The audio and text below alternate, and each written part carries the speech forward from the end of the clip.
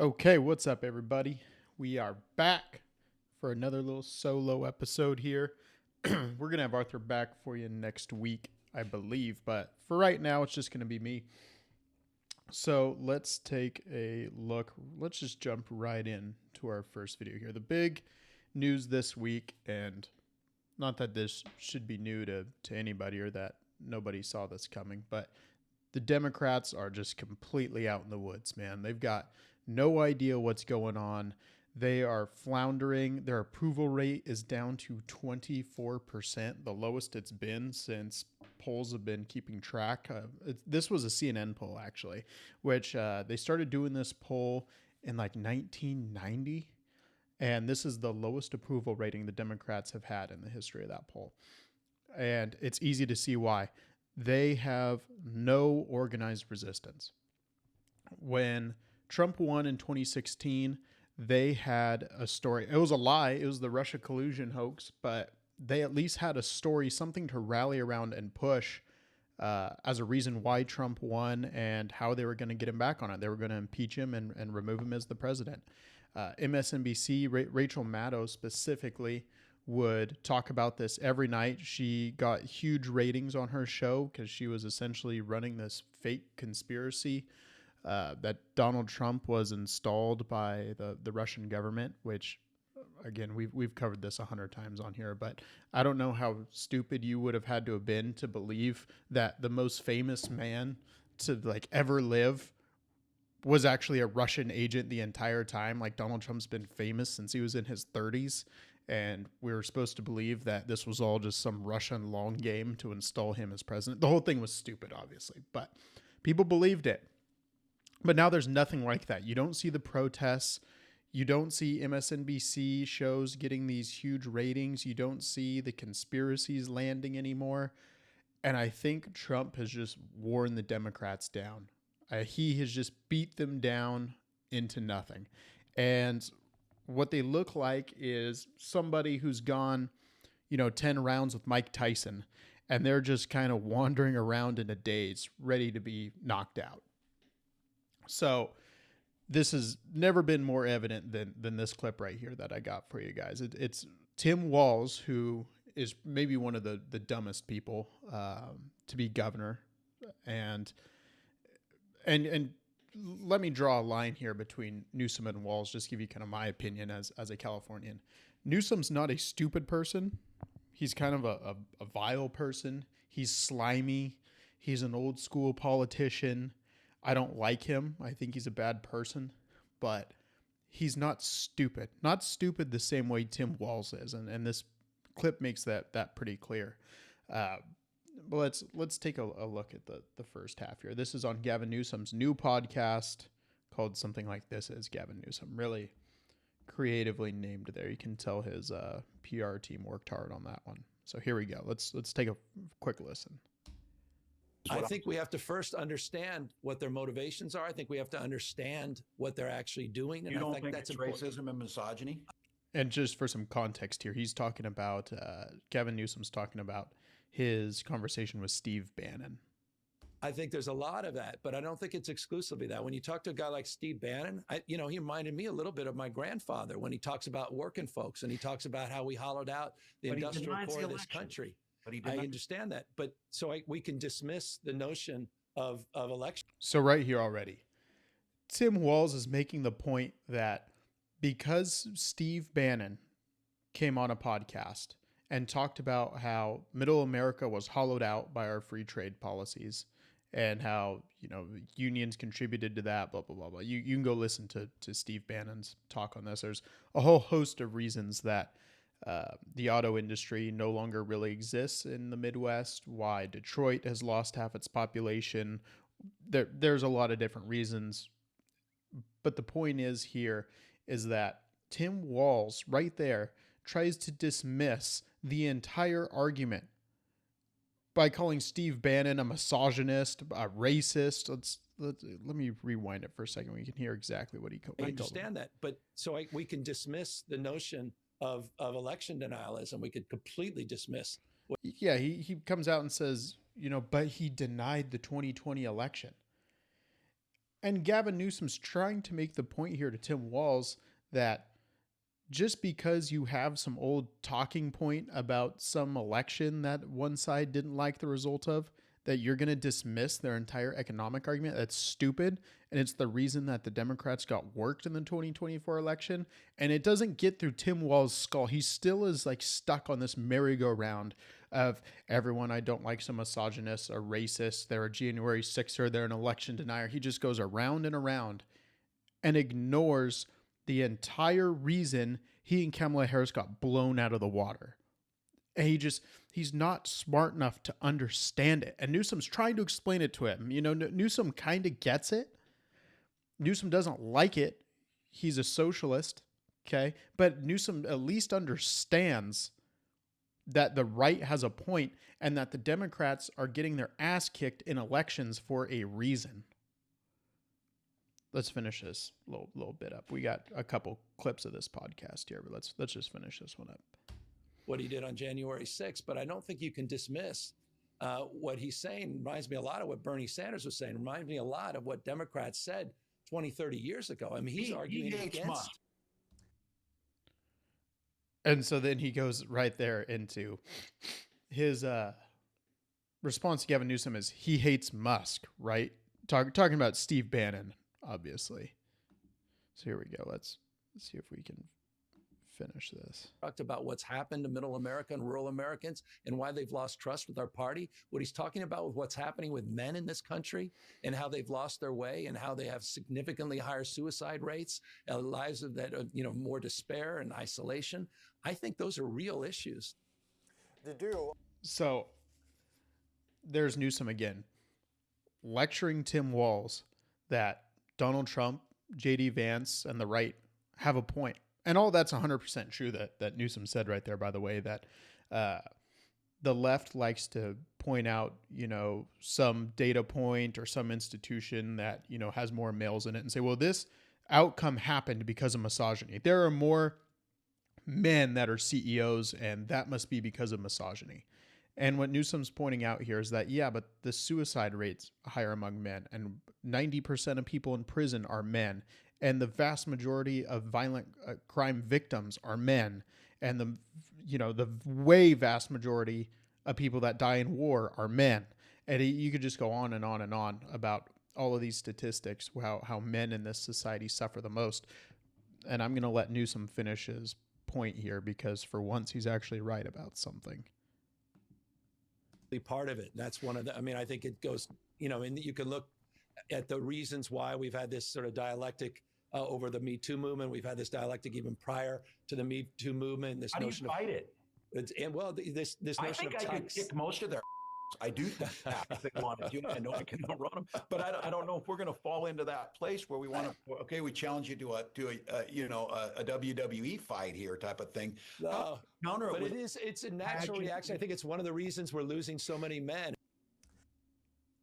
And then Newsom actually hits another point that he's right about right there. Is they kind of cut out the spot there where Tim Walz talks about how they're losing men for some reason and he doesn't know what it is. And Newsom is again trying to explain to him that it's probably because you have feminized the Democratic Party. The only men left in the Democratic Party are like feminine beta males, man. Like every man that stands up there in Congress that's a Democrat is just like gets alphaed by their Republican counterpart. You put up Joe Biden against Donald Trump. Perfect example. Donald Trump just alphas him in the debate. And it's difficult because you're going to say, well, Joe Biden, he was, senile. That's not his fault. But that's the whole point here that Newsom's making is that the Democrats overlook all of these flaws, okay, that people have, that should disqualify them from leadership, okay? Where young men stand, on the street and I envision it, up in Times Square or something. You're looking up at the screen and you're watching this video of Joe Biden speak. And in your head, every young man thinks, oh my God, I could do that better than that man.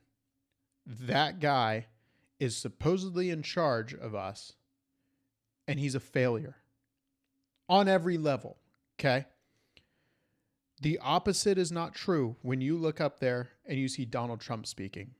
Okay. Most young men think, oh, yeah, that's a guy that I could see leading this country in a way that I would, in a way that might even be better than I could, because he is a strong guy that is going to stand up for us. Okay. And what you have in the Democratic Party is, instead of just bitching and complaining about everything. Oh, Tim Walz, perfect example here. Oh, we can't listen to Steve Bannon. He's a misogynist. He's a racist. He denies an election. He's all of these things. So we should dismiss him and get our people to censor him. But what Tim Walz fails to recognize, again, is that his propaganda wing is destroyed. CNN doesn't have any viewers anymore. MSNBC doesn't have any viewers anymore. Okay. So this microphone the Democrats used to have to just yell at everybody how racist and misogynist they are is gone. They don't get to censor people anymore. Jack Dorsey's gone from Twitter. Okay. Mark Zuckerberg is doing jujitsu with Joe Rogan or something weird. I don't know. The whole propaganda apparatus, okay, the loudspeaker and the censorship wing are gone for the Democratic Party. And Tim Walz is still stuck in like 2019, where he's just like, but we can't listen to Steve Bannon. He's a racist. We can't do that. Gavin Newsom, who's, not been under a rock, I guess, for the last several years, is making the point that no, we actually are going to have to take our case to the voters. We're going to have to win over some young men, okay? And standing around and calling everybody racist and crying about misogyny doesn't win over young men. This is going to be the most conservative generation of young men this country's maybe ever had. Statistically, this is the most conservative generation of young men we've at least had in living memory, okay? Typically, young men are voting for Democrats, okay? Especially young college-educated men, okay? That demographic in the 2024 election was won by Donald Trump. Young men. Young women, completely different story. There's a huge sex divide. But young men, Donald Trump carried them. And Gavin Newsom is picking up on why that is. And he's trying to run back to the center because he's setting himself up for a 2028 presidential run. But Tim Walz just doesn't get it, man. He's going to throw his hat in the ring for 2028. He's lucky if he's going to get 1%.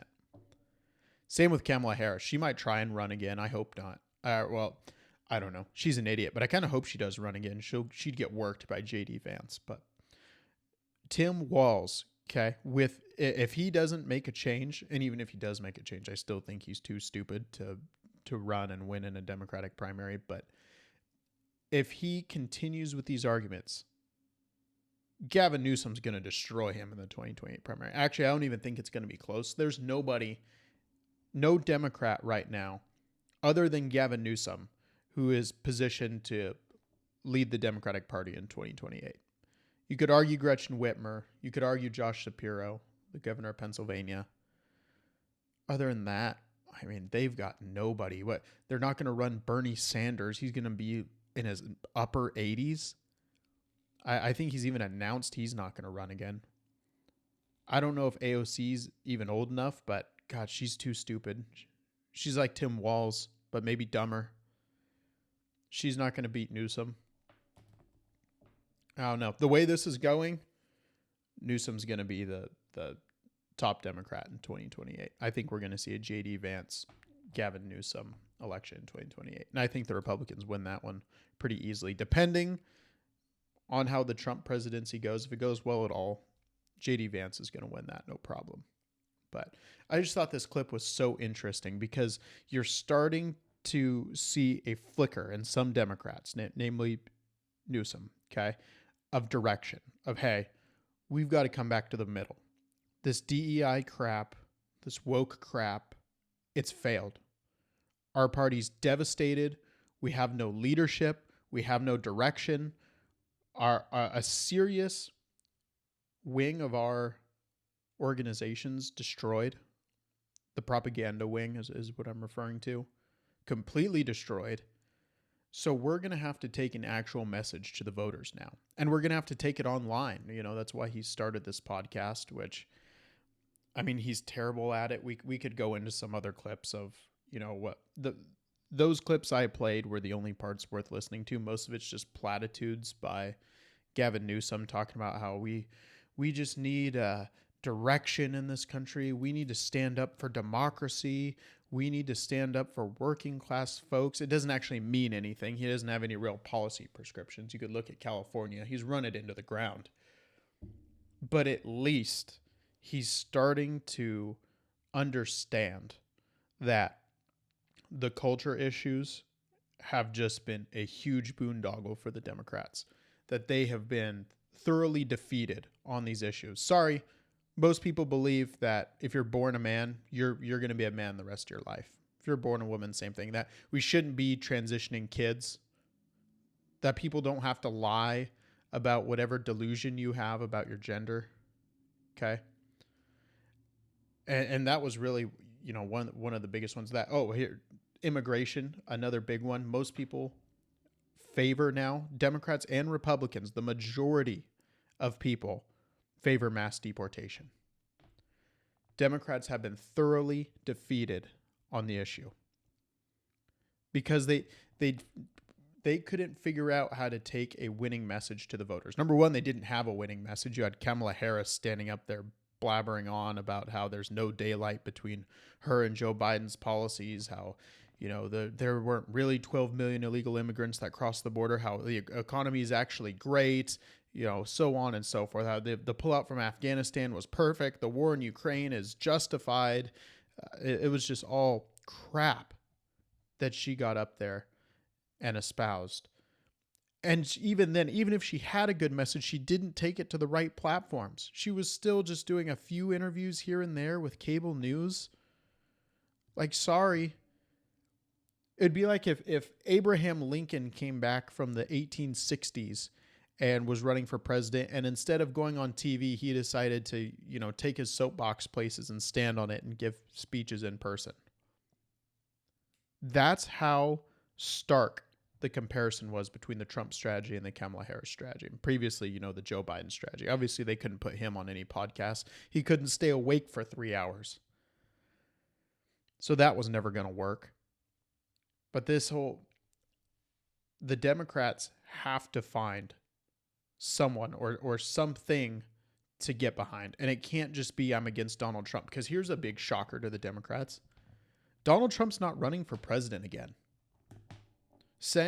Chuck Schumer has said the Democrats are united on standing against Donald Trump. Okay. Who is going to buy that election message? Donald Trump's not ever going to run again. Here, we got Chuck Schumer on The View, actually. Let's see if we can pull this up. And I think that the video I prepared for you guys is not of him talking about that. It's talking about tax policy. So while Gavin Newsom is somewhat on the right track, you have Tim Walz saying we can't listen to anybody talk about the Midwest industry being hollowed out because they might be a racist or have opinions on an election that Tim Walz doesn't like. You have Gavin Newsom talking about how the Democratic Party's full of beta males and we need to return some masculinity to the Democratic Party. Then you got Chuck Schumer saying this on The View of all places. Okay, I had just even mentioned, and this was a point I should have brought up. Of all places to go take your message, okay, especially Chuck Schumer, somebody that's in a crisis right now because he supported some Trump spending bill that was crap anyways. To go defend himself, he goes on The View, a panel of the stupidest people in America. And he goes on there and they're friendly to him, okay? And this is the point he chooses to make. Listen to this. And you know what their attitude is? I made my money all by myself. How dare your government take my money from me? I don't want to pay taxes. Or, I built my company with my bare hands. How dare your government tell me how I should treat my customers, my the land and water that I own, or my employees. They hate government. Government's a barrier to people, a barrier to stop them from doing things. They want to destroy it. We are not letting them do it, and we're united. Okay. You can see, I know you guys don't have the video on this, but you can see some of the ladies on The View just like literally pulling away from him while he's describing this, because it's the wrong message. All of the crisis the Democrats are in right now, no real leadership. They just got folded on a spending bill. Okay, they just got destroyed in an election, the lowest approval numbers they've had in decades.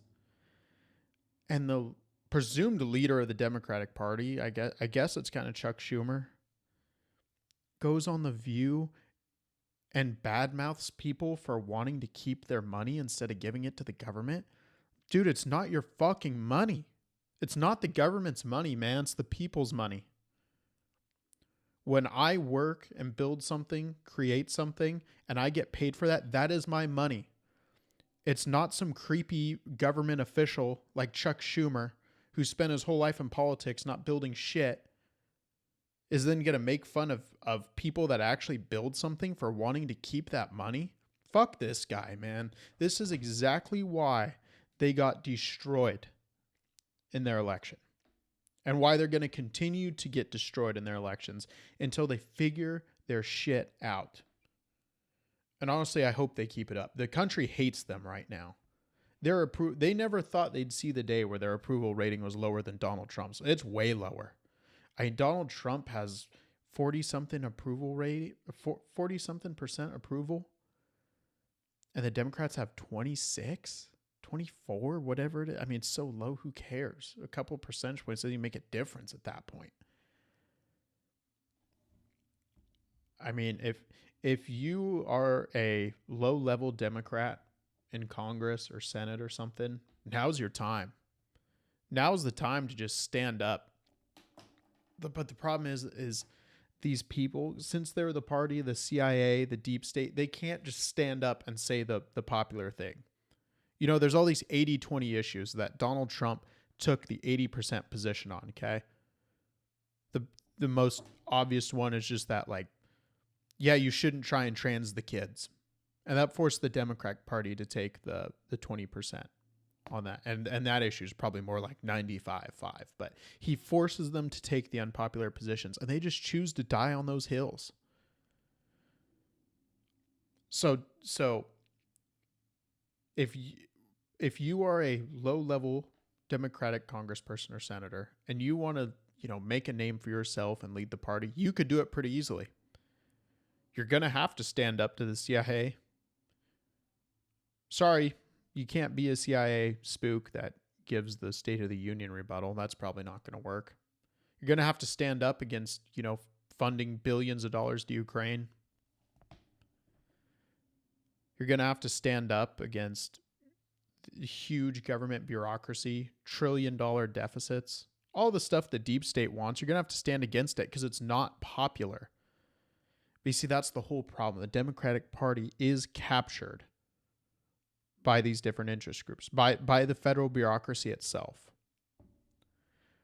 So they've got this huge conundrum. It's the same as CNN. We've talked about it before. Like CNN, if they wanted good ratings, could just come out with a show where they just told the truth. Just hire one of the podcasters, the million right-wing podcasters there are out there. Hire one of those guys to come on and talk for an hour every night.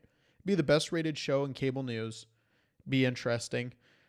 But they can't do that because they can't tell the truth. If you have a podcaster who comes on and says, yeah, the lockdowns were completely totalitarian.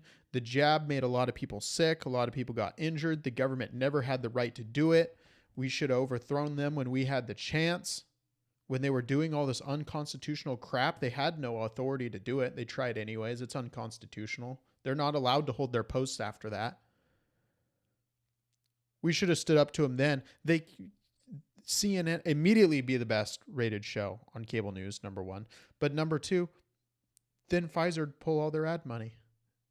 And then CNN, I mean, the format, it's so bad. Pfizer pulls all the ad money. Okay. They're not sure if they can make it up in the revenue they'd get from higher ratings for telling the truth because their reputation's already so destroyed.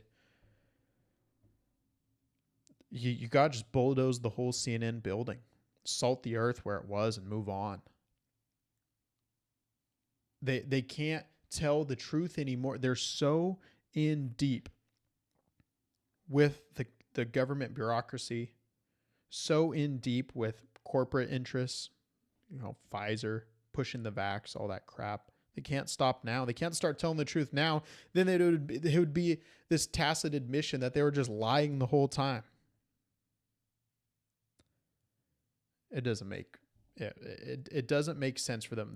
The Democratic Party and the establishment media, they can't come out and tell the truth now. Because that defeats the whole point. They are there to lie, to be shills for the government. They're state media. They can't come out and tell the truth because what that does is it defeats the whole purpose for their existence, okay? Somebody's just going to go listen to a podcast. They're going to go listen to Joe Rogan. They're going to go listen to Ben Shapiro or pick whatever, Tucker Carlson, whatever right-wing podcast you want to pick. If they're interested in truth, those people are already listening to those podcasts and not watching the cable news media because their reputation's completely tarnished and destroyed. All right, let's move on.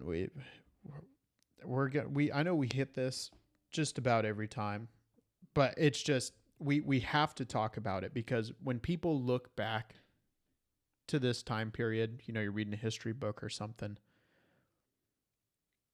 it's going to talk about the fall of cable news media and what a huge landscape change that was and how important it was to American politics. So it's really deserving of the coverage it gets on this show. And so we're going to keep doing it. We got to keep talking about it because it just cannot be overstated how important the destruction of the legacy media was to the populist movement in America that we've been seeing, to the MAGA movement, to the comeback of Donald Trump. I mean, to the destruction of the Democratic Party in its current state. It's not going to be forever destroyed. They will be back. They may even take the House or Senate in 2022. But for their current state, what happened to the legacy media is a huge part of that story. And so we just have to talk about it. And it's exacerbated by there being no clear leader of the Republican part or the Democratic Party anymore. The media has no marching orders to take. They can't take them from Chuck Schumer. That guy's an idiot. He just got folded. Nancy Pelosi's old and halfway out of the game. If they were smart, they'd probably listen to Bernie Sanders. But again, he's going to be 90 something. There's nobody left. They can't listen to AOC. She's too stupid. All right, let's move on here. I wanted to get to Joy Reid saying something stupid. We'll just play that at the end for fun. Let's talk about the Department of Education. Donald Trump signed his executive order. I don't want people to get too excited about this. I hate to rain on the parade because this is a great step in the direction that we want to go. But the executive order Donald Trump signed was to tell the Secretary of Education to begin moving towards dismantling the Department of Education. It can't really be dismantled until there's an act of Congress. And right now, it honestly doesn't look like Congress is going to be able to do it. I hope they do. I hope it happens. The Department of Education has 4,500 employees, roughly. They spend $268 billion a year. A lot of that's money that goes out to states to then be managed by another bureaucracy. It just has more red tape. There is nothing the Department of Education does that could not be handled by state departments of education. Okay. The only thing you could even make an argument about is that Pell Grants and student loans, and we'll do a whole nother rant later about student loans, but people will argue that Pell Grants need to be administered by the federal government because people should be able to go to different state schools and not have 50 different systems of grants. So people can transfer and all that stuff. It's a fair argument. It's going to be taken up by the Department of Treasury, though. So that's being moved over there. We can now get rid of the Department of Education. It is nothing but bureaucrats that push DEI, that push just their woke crap. These are the people that allowed the NCAA to let men compete in women's sports. I mean, these people, they all live in D.C. They all voted for Joe Biden.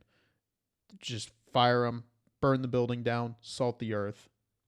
Let's be done with the Department of Education. I got another stat for you here too. Just because I was saying that $268 billion all just goes towards more state bureaucracies. Get this. The University of California is a huge recipient of a lot of these grants from the Department of Education. The University of California system has 2.3 employees for every one student. Let me say that again. 2.3 employees for every one student. What business can you think of that gets paid 20, 30 grand by a student, okay? But they only have 2.3 employees for every customer? Do the math on that. That's why this whole college system, especially with the loans and everything, is a complete racket. It's complete bullshit. And we're going to go into that more. We'll do an episode on it, but I honestly like the idea that we're moving towards getting rid of the Department of Education to a long time, but I'm just not going to spend a lot of time on this because I still think the odds of it happening are just not that high, unfortunately. So we'll cover it more as it progresses through Congress, but as of right now, it's clickbait, it's headline stuff. I want to play this video though for you guys before we wrap this up here. Just so you Joy Reid, her show got kicked off of MSNBC. She got dropped, cried about it, blah, blah. But she released this video here, 1 minute of her and Don Lemon. So let's listen to this real quick. Grampy Trump, let's talk. First of all, you can't make Canada the 51st state without going to war with them. And let me explain how that happened, how that worked out the last time we tried to go to war with Canada. They burned the White House to the ground in 1814 and won the war. Canada beat us in the War of 1812.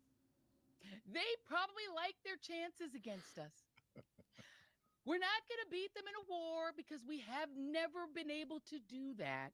You'd have to occupy a country that is equivalent of the size of the United States, in which the top 2/3 of it is uninhabited, frozen forest land that touches the Arctic.